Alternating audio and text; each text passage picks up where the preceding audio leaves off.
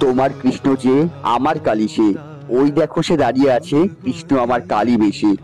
আমার কৃষ্ণ যে সেই যে কালী, দেখ গলায় তোলে মুন্ডমালা, সে যে আমার বনমালী।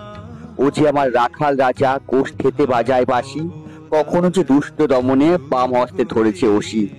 সুপ্রিয় দর্শকবৃন্দ, তোমরা দর্শন করছো দেবী কৃষ্ণকালীর মূর্তি, যে মূর্তিতে বৈষ্ণব শাক্ত মিলেমিশে একাকার। প্রতিমা তৈরি করেছেন আমার অতি পরিচিত শিল্পী অভিজিৎ শীল মহাশয়।